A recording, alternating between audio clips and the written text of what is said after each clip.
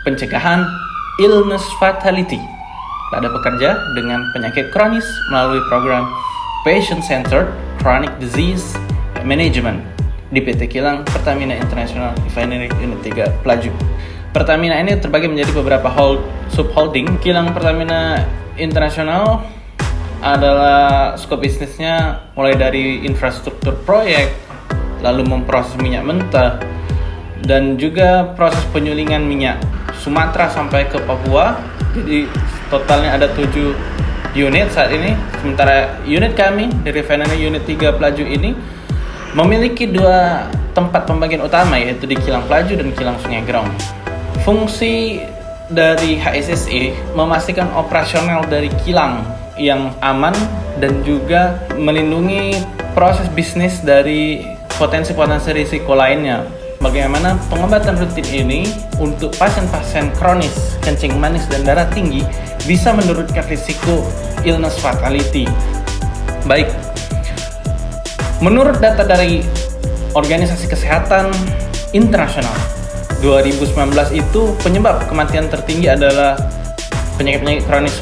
Nah, faktor tertinggi dari stroke ini adalah penyakit yang bisa dicegah. Sistem kardiologis ini mengubah pola tidur, lalu juga sistem dari jantung ini harus tetap bekerja di malam hari contohnya, terutama shift malam, karena harusnya malam itu jam biologis manusia itu tidur, jantungnya sudah melambat. Namun pada saat kondisi tuntutan kerja di kilang yang kerja shift, justru jantung ini harus berdetak lebih cepat, apalagi kalau ada kondisi-kondisi gawat darurat, plan patrol ya contohnya, itu bisa menyebabkan otot-otot ini menjadi lebih pegal dan metabolisme meningkat.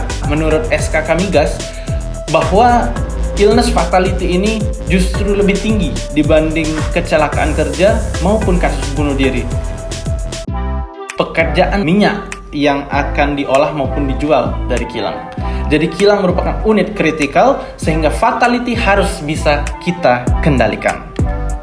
Program chronic disease yang dimonitor dan dilakukan transformasi digital yang bersifat personalized medicine dan juga cost effectiveness with highest quality healthcare, di mana karena memang setiap pekerja itu memiliki karakteristik klinis dan juga sosiodemografis yang masing-masing berbeda. Akan screening lewat medical check up, memang kami rutin lakukan setiap tahun. MCU ini nantinya bisa menentukan kelayakan bekerja, dan paket MCU nantinya akan disesuaikan dengan job description masing-masing pekerja untuk memantau penyakit kronis darah tinggi tadi, bahkan tekanan darah sebelum masuk kilang itu harus di bawah 150/100. Untuk kondisi ruangan DCU itu sudah juga dibuat semenarik mungkin. Jadi dibuat senyaman seperti kondisi di klinik pada umumnya. Ya, jadi program kami dari screening itu dilakukan lewat MCU, monitor secara khusus lewat dashboard digital dalam portal intranet Recovery RU3 Chronic Disease Virtual Monitoring System. Nah, ini nanti diakses dengan akun masing-masing dari petugas medical. Jadi dari hasil MCU tahun 2021 dan P4 sampai P7 itu kasus-kasus fit dengan catatan itu hampir mencapai 16%. Nah, dari data-data ini kami lakukan pembentukan tim dokter. Untuk selanjutnya, jadi nantinya akan juga dikolaborasikan tren dari tensinya apakah justru naik atau turun.